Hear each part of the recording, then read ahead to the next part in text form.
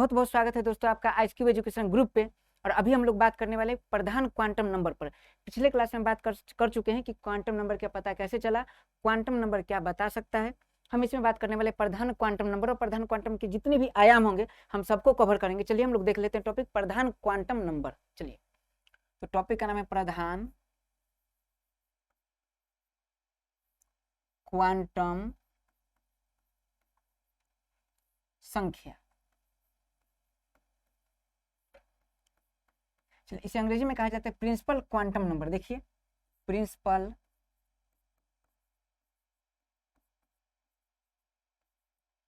Quantum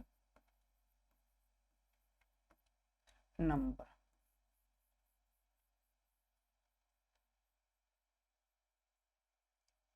देखिए, मामला क्या है, बहुत आसान, हम लोग समझने का प्रयास करते हैं इस क्वांटम नंबर को।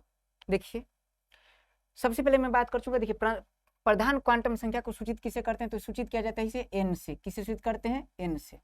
अब इस एन को हम समझते हैं, एन क्या है। देखिए, मान लीजिए कोई न्यूक्लियस है और न्यूक्लियस के चारों तरफ है कक्षाएं ए, ठीक है। इस कक्षा को सूचित किया जाता है, जिस प्रथम कक्षा इसे सूचित करते हैं के से, दूसरी कक्षा को एल से, तीसरी कक्षा को एम से और चौथी कक्षा को एन से। देख लीजिए, के बराबर 1 पहली कक्षा, दूसरी कक्षा, तीसरी कक्षा और कैसी चौथी कक्षा। जो आप देख पा रहे हैं, प्रथम कक्षा, दूसरी कक्षा, तीसरी कक्षा, चौथी कक्षा, जो आप देख पा रहे हैं, इसी एक को कहा जाता है एन। एन बराबर क्या हो गया? 1। इसको क्या कहा जाता है? एन। इसे क्या कहा जाता है? एन। इसे क्या कहा जाता है? एन। अगर मैं बात करूं एन बराबर 4 मतलब क्या हो गया? एन। एन बराबर 3 मतलब क्या हो गया? एम। एन बराबर 2 मतलब क्या हो गया? एल। एन बराबर 1 मतलब क्या हो गया? के। जो मामला आप समझ पा रहे हैं, अब समझना इस बात को। तो अगर आपसे पूछे कि प्रधान क्वांटम नंबर को सूचित किसे करते हैं? एन से करते हैं। इसका क्या मतलब है? तो इसका साफ साफ मतलब हुआ कि परमाणु के अंदर जो कक्षाएं होती है, उस कक्षा को जो दिखाता है उसे कहते हैं प्रधान क्वांटम नंबर। ठीक है। अब प्रधान क्वांटम नंबर क्या क्या दिखा सकते हैं, उस बात को अगर देखें तो हम पिछले क्लास में बात किए थे कि प्रधान क्वांटम नंबर दिखाता है, सबसे पहले दिखाता है किसे? साइज को दिखाता है। किसे दिखाता है? साइज को। ठीक है। मैं आपको बता दूं, एक सिंपल सा ट्रिक है, अगर आप ट्रिक याद रख पाए। प्रधान क्वांटम नंबर दिखाती है सेन को। किसे दिखाती है? सेन को। सेन का क्या मतलब है? सेन का मतलब याद रखना है कि size of atom, generally size of atom या साइज ऑफ ऑर्बिट। याद रखना। एक बात और बताऊं, प्रधान क्वांटम नंबर जैसे अगर बात करूं जनरली तो क्या क्या होता है, तो चलिए इधर देख लेते हैं। एक होता है ऑर्बिट।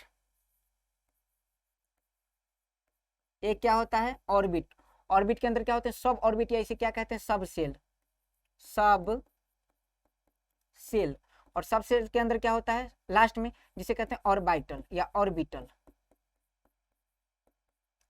तो जनरली याद रखने की, जनरली देखिए, अगर आपके घर में कोई इन किया, कोई आपका जो महल है उस महल में कोई इन किया, तो अंत में आपसे मिला, तो आप कहाँ पाए जाएंगे? आप पाए जाएंगे ऑर्बिट में, ऑर्बिटल में। तो अगर ऑर्बिट में कोई इन किया तो उसको पहुंचना क्या? उसे पहुंचना है ऑर्बिटल तक। इसलिए याद रखना, आप भी जब प्रधान क्वांटम नंबर की बात करेंगे तो आपको यहाँ से यहाँ तक जाना है। ठीक है। तो आपको बता दूं, सबसे पहली बात बताऊं कि के क्या है, तो के याद रखना ऑर्बिट है। एल क्या है? ऑर्बिट है। एम क्या है? ऑर्बिट है। एन क्या है? ऑर्बिट है। सब क्या है? ऑर्बिट है। क्या है? सब ऑर्बिट है।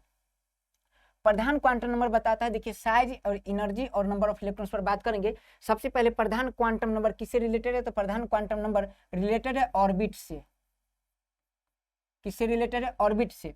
और ऑर्बिट के अंदर, ऑर्बिट के अंदर कितने सब सेल हो सकते हैं? कितने सब सेल हो सकते हैं? कितने सब सेल हो सकते हैं? और सब सेल के अंदर कितने ऑर्बिटल हो सकते हैं? कितने ऑर्बिटल हो सकते हैं? ये बातें कौन बताता है? प्रधान क्वांटम नंबर। आराम से समझिए, बहुत साफ साफ बातें मैं बता दूं। ये क्या है, और याद रखना, क्वांटम नंबर की जो क्लासेस आपको कम से कम 2 बार देखनी चाहिए, क्योंकि सबसे टफ टॉपिक होता है। हालांकि मैं कोशिश करूंगा एक बार में आपका क्लियर हो जाए, फिर भी महसूस होने के लिए आपको 2 बार देखना चाहिए। ठीक है। देखिए, ये क्या है? एटम है। ये मान लीजिए ऑर्बिट है, ये ऑर्बिट है, ये ऑर्बिट है, और याद रखें ऑर्बिट है। तो ये ऑर्बिट है, ऑर्बिट के अंदर क्या होगा? सब सेल। तो जो आपको ऑर्बिट दिख रहा है ऑर्बिट, इस ऑर्बिट में क्या होगा? सब सेल। अब सवाल है कि ऑर्बिट, मान लीजिए पहला ऑर्बिट है, मैं इसे ऐसे करता हूं, प्रधान क्वांटम नंबर। तो प्रधान क्वांटम नंबर में क्या है? सब जितना दिख रहा है, n बराबर 1, n बराबर 2, n बराबर 3, n बराबर 4। और फिर से आपसे पूछो कि n बराबर 1 इसका मतलब क्या है, तो n बराबर 1 का मतलब क्या है? k। n बराबर 2 का मतलब क्या है? l। n बराबर 3 का मतलब क्या है? m। n बराबर 4 का मतलब क्या है? n। ठीक है, n बराबर n। ठीक है, इतना है। ये 4 क्या है? अच्छा याद रखना, quantum number 1, quantum number 2, quantum number 3, quantum number 4। अगर कहूँ कि याद रखना इसके बाद नहीं हो सकता है कि इसके बाद हो सकता है n बराबर 5, तो ये क्या हो जाएगा O। तो ये सब जितने आपको दिख रहा है K L M N O, ये क्या है? ये है ऑर्बिट। ये क्या है? ऑर्बिट। लेकिन हम पिछले क्लास में पढ़े कि ऑर्बिट में क्या होता है? सबसेल होता है। तो ऑर्बिट में क्या होगा? सबसेल। अब ये जो ऑर्बिट आपको दिख रहा है, जैसे मान लीजिए पहला ऑर्बिट है, इसमें कितने सबसेल होंगे? तो याद रखना, पहला ऑर्बिट जो आपको दिख रहा है इसमें कितने सबसेल होंगे? तो इसमें सबसेल होंगे 1, ठीक है। दूसरा ऑर्बिट आपको दिख रहा है, दूसरे ऑर्बिट में कितने सबसेल होंगे? तो दूसरा ऑर्बिट में याद रखना सबसेल कितने होंगे? याद रखना है 2।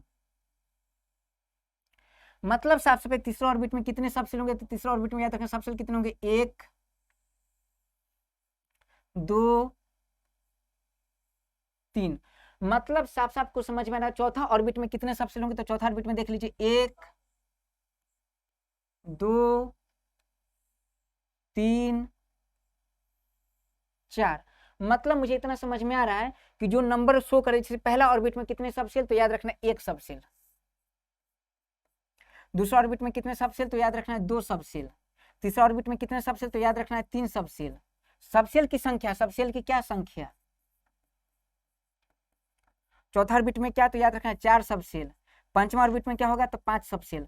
मतलब याद रखना है जितने ऑर्बिट का नंबर शो करेगा, पहला ऑर्बिट तो 1 सबसेल उसमें होंगे, दूसरा ऑर्बिट तो 2 सबसेल होंगे, तीसरा ऑर्बिट तो 3 सबसेल होंगे, चौथा ऑर्बिट तो 4 सबसेल होंगे। मतलब याद रखिए, बात को समझने का कोशिश कीजिए। आपका पहला रूम, पहला जो घर है उसमें 1 रूम होगा, आपका दूसरा घर उसमें 2 रूम होगा, आपके तीसरा घर में 3 रूम होगा, चौथा घर में 4 रूम होगा।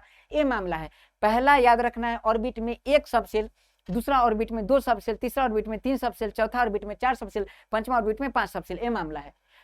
सबसेल कौन कौन से? सबसेल का नाम पता नहीं चलता है। सबसेल कौन कौन से होंगे? 1 होंगे पता है, इसमें 2 होंगे, 2 होंगे, 2 होंगे, 2 होंगे पता है, 3 होंगे ये पता है, इसमें 1 होंगे पता है, इसमें 4 होंगे पता है। लेकिन कौन कौन होंगे अब ये बातें प्रधान क्वांटम नंबर से नहीं पता चलेगा। कौन कौन होंगे सबसेल के बारे में सबसे बढ़िया जानकारी देता है एजीमुथल द्विगांशिक क्वांटम नंबर। यहां बस ये पता चलता है कि जितना जितना जितना जितना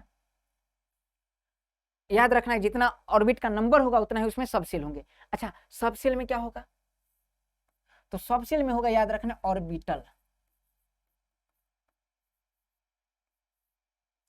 हिंदी में बात करें, देखिए ओ सो आ गया। हिंदी में याद रखना, इसे कहते हैं कक्षा, इसे कहते हैं उपकक्षा,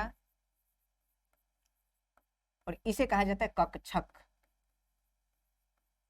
ठीक है। तो अगर आपसे पूछा जाए कि पहली कक्षा है, पहली कक्षा, उसमें 1 सबसेल होंगे, ठीक है। जैसे पहला आपके घर में 1 रूम, दूसरा घर में 2 रूम। अब सवाल है कि 1 रूम, अब इसमें कक्षक का क्या मामला है? मतलब कक्षक कितने होंगे? तो कक्षक बड़ा सिंपल है, मैं सिंपल बात बता रहा हूँ। कक्षक कितने होंगे? तो कक्षक अगर आपको दिखना है तो देख लीजिए। सबसे पहले क्या करना है कक्षक के लिए आपको, कि है 1 नंबर है तो 1 का स्क्वायर कर दीजिए। मतलब 1 का स्क्वायर जितना होगा, n बराबर जितना उसका स्क्वायर कर दीजिए। उसके स्क्वायर हो तो उसमें कक्षक, मतलब 1 है तो याद रखना 1 का स्क्वायर, इसमें कक्षक होंगे। मतलब कक्षक कैसे निकलते हैं? तो कक्षक याद रखना है n, याद रखना कक्षक कैसे निकलते हैं? n स्क्वायर से। तो 1 है तो 1 का स्क्वायर कितना? 1, ठीक है। अच्छा 2 है तो 2 का स्क्वायर कितना? इसमें 4 कक्षक होंगे। मतलब अगर आपसे पूछा जाए, अगर कलर चेंज कर देता हूँ कक्षक का, अगर आपसे पूछा जाए, देख लीजिए कि पहला कक्षक है ए, पहला कक्षक है, तो पहला कक्षक में पहला कक्षा है, कक्षा में उपकक्षा है, ये वाला पहला कक्षा है ए, इसमें उपकक्षा है, उपकक्षा में कितने कक्षक होंगे? तो याद रखना कक्षक कितने? कक्षक भी होंगे 1। दूसरा में याद रखना कक्षक कितने होंगे? तो कक्षक याद रखना दूसरा में कितना होगा? 4। तो 4 कैसे कैसे होंगे? जनरली उपकक्षा तो इसमें 2 है, इसमें कक्षक 4 के होंगे। कैसे होंगे? तो इसको हम कहाँ से पढ़ेंगे? तो हम लोग पढ़ेंगे जब क्या बोलते हैं इसके बाद एजीमुथल क्वांटम नंबर। तो एजीमुथल क्वांटम नंबर में इस चीज को देखेंगे। चलिए तो हम लोग ये देख लेते हैं, क्योंकि एजीमुथल क्वांटम नंबर ये भी बताते हैं कि सबसेल में कितने ऑर्बिट होंगे, ऑर्बिटल होंगे। तो मैं जनरली यहाँ बता दूं कि देखिए कितने होंगे, यह सिर्फ संख्या बताती है, कौन कौन से होंगे आगे देखेंगे। तो 1 1, अच्छा 2 का स्क्वायर 4, 3 है तो 3 का स्क्वायर कितना? n स्क्वायर, याद रखिए ए स्क्वायर नहीं, 3 स्क्वायर, 3 का स्क्वायर कितना हो जाएगा? 9, 4 का स्क्वायर कितना? 16, 5 का स्क्वायर कितना? 25।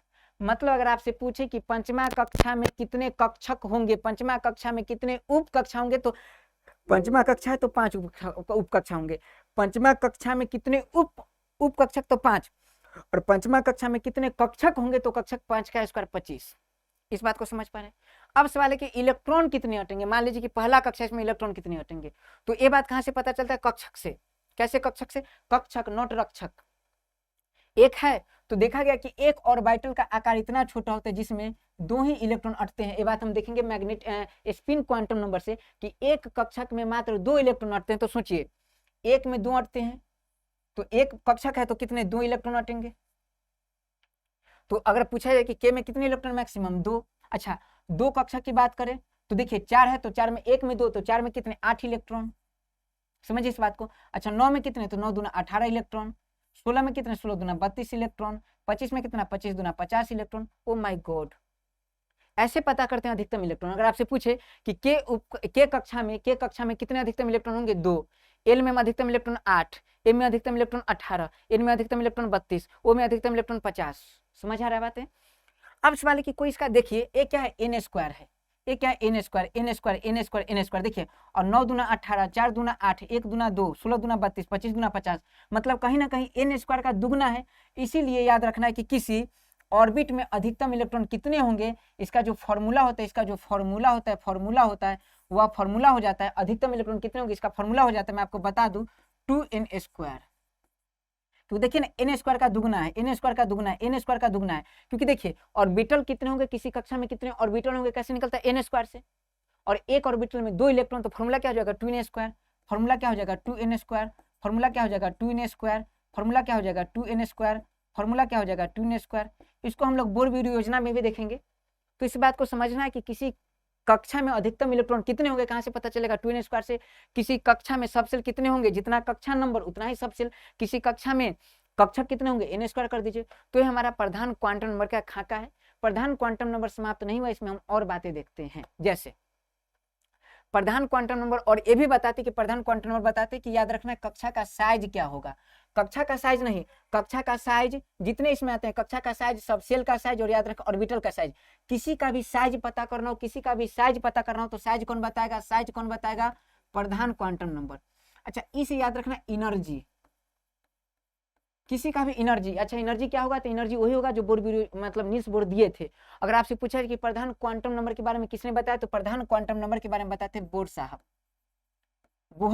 ठीक है नील्स बोर बताए थे। इसीलिए याद रखना कि साइज तो देखिए अगर आप समझने का प्रयास करें मैं आपको इधर बता देता हूं कि प्रधान क्वांटम नंबर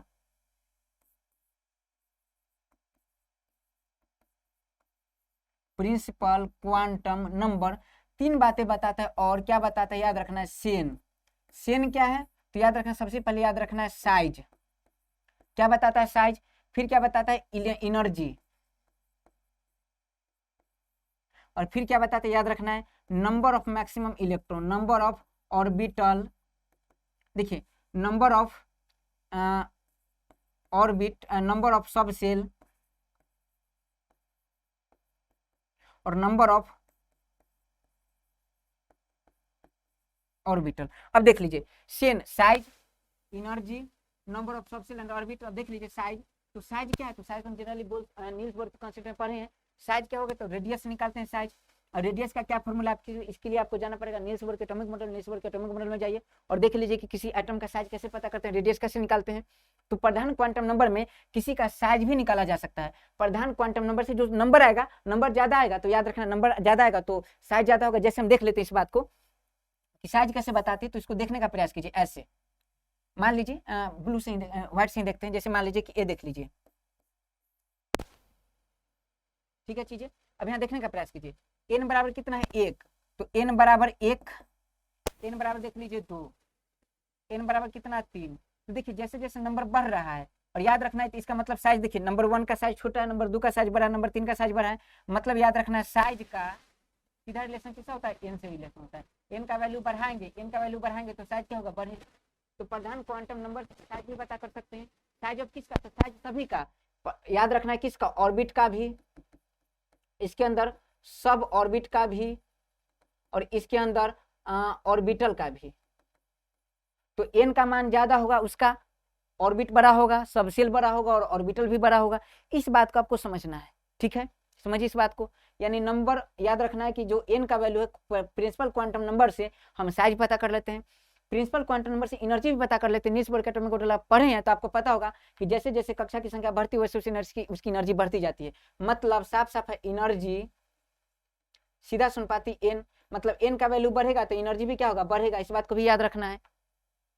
उसका देख लीजिए number of subshell, number of orbital, तो सबसेल में क्या देखें तो n का वैल्यू जितना है 4, तो इसमें सबसेल भी कितने होंगे 4, n का वैल्यू है 3 तो सबसेल भी कितने होंगे 3, n का वैल्यू 2 तो सबसेल भी कितने होंगे 2, n का वैल्यू 1 तो सबसेल भी कितने होंगे 1। और दूसरा क्या ऑर्बिटल, ऑर्बिटल कैसे निकालते हैं तो n का वैल्यू 1 तो ऑर्बिटल कितने होंगे 1 का स्क्वायर, n का वैल्यू 2 तो ऑर्बिटल कितने होंगे 2 का स्क्वायर, n का वैल्यू 3 तो ऑर्बिटल कितने होंगे 3 का स्क्वायर, n का वैल्यू 4 तो ऑर्बिटल कितने होंगे 4 का स्क्वायर।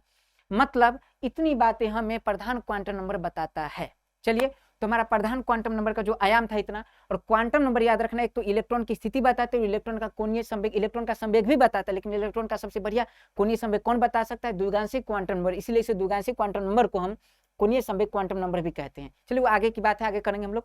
ये था हमारा प्रधान क्वांटम नंबर। आप इसे 2 बार 3 बार देख के जरूर कंठस्थ कर लीजिए, क्योंकि ये अगर आप मामला नहीं समझे तो आपको एटॉमिक स्ट्रक्चर का कोई, जनरली आप सवाल बना सकते हैं, रट के सवाल बना सकते हैं, लेकिन आपको अनुभव नहीं होगा चीजें। क्वांटम को समझने के लिए, क्वांटम चीजों को समझने के लिए आपको एक क्वांटम नंबर आना चाहिए। चलिए दोस्तों, तो हम लोग अब इसी टॉपिक को हम जारी रखेंगे अगले क्लास में। अगले क्लास में हम देखेंगे number, angular momentum quantum number, और बहुत आराम से उस पर बात करेंगे, बहुत बाकी से बात करेंगे, बहुत नए अंदाज में बात करने का प्रयास करेंगे। चलिए अब मिलते हैं अगले क्लास में। जय हिंद, जय भारत।